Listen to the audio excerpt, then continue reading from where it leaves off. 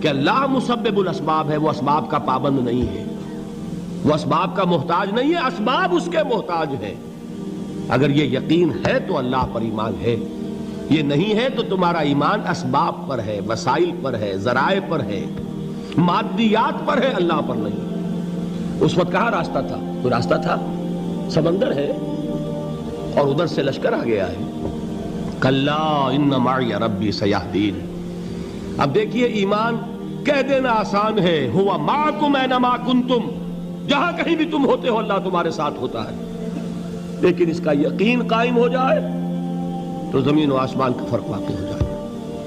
یہی بات ہوئی حضور کے ساتھ۔ غار ہے، چھپے ہوئے ہیں محمد الرسول اللہ اور آپ کے وہ یار غار ابو بکر صدیق رضی اللہ تعالی عنہ۔ اقبال نے حضرت ابو بکر کی شان میں چند اشعار کہے صرف، لیکن واقعہ یہ ہے کہ بھاری بھاری نظموں پر اور قصیدوں پر بھاری ہے، طویل ترین نظمیں اور قصیدے ہوں ان پر بھاری ہے۔ ہمتیں ابو بکر کی ہمت جو ہے، کشت ملت را جو ابر، جیسے بارش سے کھیتی اپجتی ہے، ابو بکر کی ہمت اور عزیمت اس امت کو اسی طرح سینچنے والی ہے۔ ثانیے اسلام و غار و بدر و قبر، وہ دوسرے تھے اسلام میں، دوسرے پہلے کون تھے؟ انا اول المومنین، حضور فرماتے ہیں سب سے پہلا ایمان لانے والا میں، دوسرے ابو بکر۔ ویسے ہمارے ہاں یہ چلتا ہے اختلاف، حضرت علی پہلے ہیں کہ حضرت ابو بکر پہلے ہیں، لیکن اس میں بڑی خوبصورت تطبیق قائم کی ہے علماء نے اور بہت صحیح ہے۔ چار کے بارے میں فیصلہ ہی مت کرو کہ کون پہلے ہے، ان کی ایک عجیب تقسیم کر دی ہے۔ آزاد مردوں میں، بالغ مردوں میں سب سے پہلے ابو بکر، بچوں میں سب سے پہلے علی، خواتین میں سب سے پہلے خدیجہ، اور غلاموں میں سب سے پہلے زید ابن حارثہ۔ بڑی پیاری تقسیم ہے، یہ چاروں ہی پہلے ہیں، ہر ایک کے لیے اولیت ہے۔ اور واقعہ یہ ہے کہ اگر زمانی اعتبار سے تعین ہوگا تو پہلے خدیجۃ الکبریٰ آئیں گی رضی اللہ تعالی عنہ۔ کسی اور سے بات کرنے کی نوبت بعد میں آ سکتی ہے، پہلے تو اہلیہ محترمہ سے بات ہوئی، آتے ہی پہلی وحی ہوئی ہے، ابھی تبلیغ کا حکم نہیں تھا۔ کس کو بتایا واقعہ؟ ابھی اپنی نبوت کی تبلیغ کا تو حکم ہی نہیں آیا۔ واقعہ کس کا ہے؟ وہ خدیجہ کا ہے۔ جب کہا ہے کہ خشیت علی نفسی، مجھے اپنی جان کا اندیشہ ہے، تو کیا جواب دیا خدیجہ نے رضی اللہ تعالی عنہا؟ وہ صدیقۃ الکبریٰ ہے۔ صدیقات جو ہے خواتین، ان میں چوٹی پر خدیجۃ الکبریٰ ہے رضی اللہ تعالی عنہا، اور صدیق جو مرد ہیں ان میں صدیق اکبر ہے ابو بکر صدیق رضی اللہ تعالی عنہ، لیکن صدیقات میں چوٹی پر۔ جب حضور نے فرمایا خشیت علی نفسی، کیا فرمایا؟ کیا عرض کیا؟ کیسے تسلی دی؟ نہیں نہیں، اللہ آپ کو ضائع نہیں کرے گا، آپ غریبوں کے ہمدرد ہیں، آپ مساکین کے تکالیف رفع کرنے والے ہیں، آپ بیواؤں کی سرپرستی کرتے ہیں، آپ مسافروں کی خدمت کرتے ہیں، اللہ آپ کو ضائع نہیں کرے گا۔ یہ یقین ہے اس خاتون کے اندر۔ خیر وہ ایک علیحدہ بات ہو جائے گی۔ میرے دل پر حضرت خدیجہ رضی اللہ تعالیٰ عنہ کی شخصیت کا بڑا گہرا نقش ہے، جو وہ کوئی اور ہی وقت اور موقع ہوا تو بیان ہوگا۔ بہرحال اقبال نے ایک مصرے میں جو چار اولیتیں جمع کر دی ہیں، ہمتیں کشت امت را چو ابر، ثانی اسلام و غار و بدر و قبر۔ اسلام میں حضور کے بعد پہلے کون؟ ابو بکر۔ غار میں حضور کے ساتھ کون؟ ابو بکر۔ بدر کی رات اللہ کا رسول سربسجود، وہ جھاڑ، وہ گھاس پھوس کی جو جھوپڑی بنائی گئی تھی، اور وہاں تلوار ننگی لے کر پہرا دینے والا کون؟ ابو بکر۔ اور اس حجرہ عائشہ میں محمد کے بعد سب سے پہلے دفن ہونے والا کون؟ ابو بکر رضی اللہ تعالی عنہ وصلی اللہ علیہ وسلم۔ وہ جو معاملہ میں سنا رہا تھا غار ثور کا، حضرت ابو بکر بھی حضور کے خیال سے لرز گئے ہیں. آپ کو یاد ہوگا کہ جا کر پہلے تمام جتنے سوراخ تھے انہیں بند کیا ہے. ایک سوراخ رہ گیا تھا جس کو بند کرنے کے لیے کوئی کپڑا نہیں تھا. وہاں اپنی ایڑی رکھی ہے. تب کہا ہے حضور سے تشریف لائیے, اور اپنے زانو پر حضور کو لٹایا ہے. اور وہاں کسی موذی جانور نے کاٹا ہے. حضور کی آنکھ لگ گئی تھی. اس وقت اس بل کے اندر جو بھی بچھو ہے کیا ہے واللہ عالم, اس نے کاٹا ہے. اس کی تکلیف کی وجہ سے ابو بکر کی آنکھوں سے آنسو ٹپک گئے. حضور کے چہرے مبارک پر پڑے ہیں تو حضور جاگے ہیں, معاملہ کیا ہے. ایڑی نہیں ہٹائی وہاں سے, مبادا وہ جانور وہاں سے نکل کر محمد الرسول اللہ کو کوئی گزن پہنچا دے. ابو بکر کی ایڑی ہے, جس طرح چاہے کھا لے, ختم کر دے, جان نکل جائے تب کوئی آنچ آئے محمد پر تو آئے, لیکن جیتے جی نہیں. وہ ہے ابو بکر. حضور کے خیال سے اس وقت حضور نے پھر اپنا لعاب دہن لگایا ہے, اور اس سے پھر آپ کی تکلیف ختم ہوئی. جیسے خیبر میں حضرت علی کی آنکھ دکھ رہی تھی, اس کو جو شفا حاصل ہوئی ہے وہ بھی حضور کے لعاب دہن سے ہوئی. تو بہرحال اس وقت انہوں نے کہا ہے کہ اے نبی یا رسول اللہ, اگر اس وقت ان میں سے کسی نے غیر ارادی طور پر بھی اپنے قدموں کی طرف جھانک لیا تو پکڑے جائیں گے. کیا جواب تھا اللہ کے رسول کا؟ لا تحزن ان اللہ معنا. اللہ ہمارے ساتھ ہے, کیوں گھبراتے ہو ابو بکر.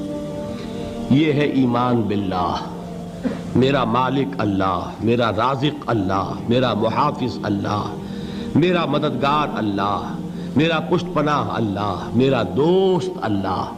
یہ دوستی ہے اللہ کی جو لب لباب ہے, حاصل ہے ایمان کا. اسی کا نام ولایت ہے. اولیاء اللہ کے سروں پر سینگ نہیں ہوتے. جس کے دل میں ایمان راسخ ہو چکا ہو وہی اللہ کا ولی ہے.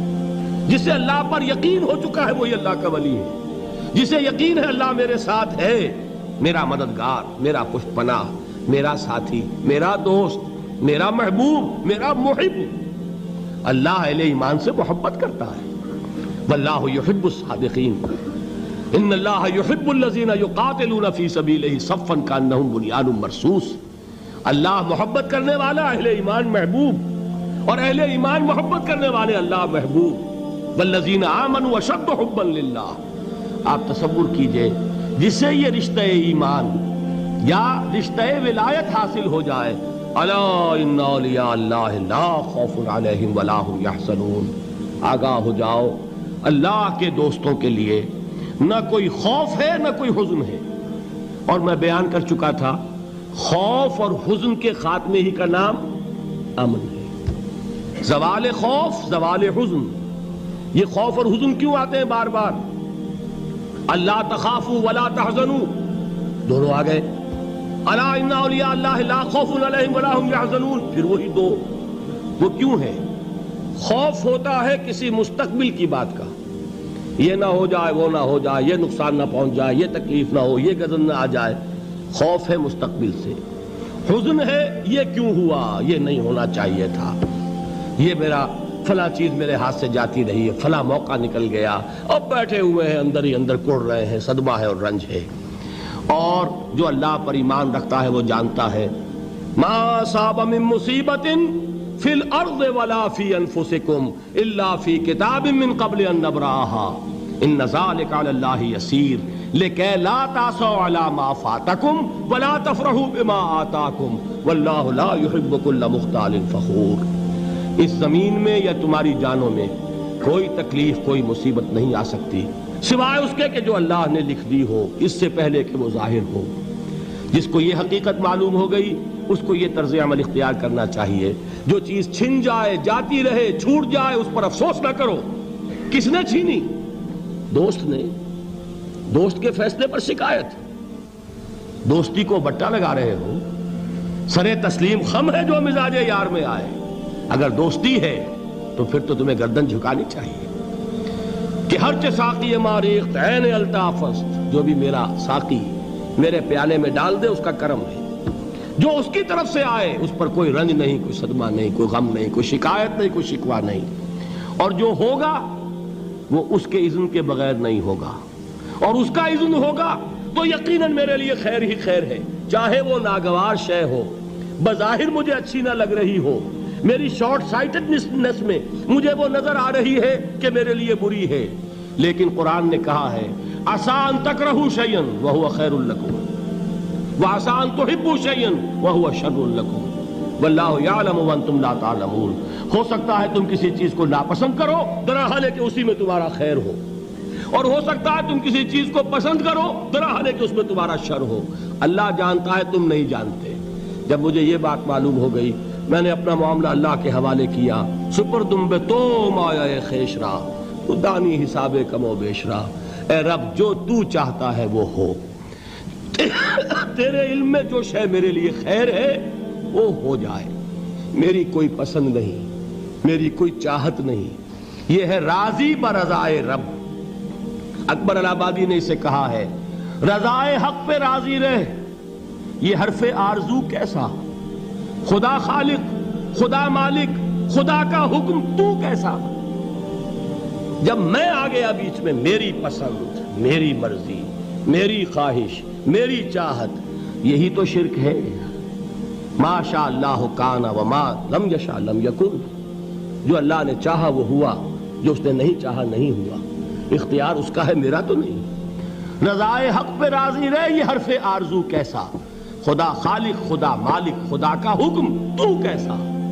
اقبال نے اسے کہا ہے فارسی میں، اب آپ کہیں اس کا ترجمہ بھی کرو تو وہ مجھے ذرا اس وقت کچھ بہت ہی بدذوقی کسی بات نظر آئے گی۔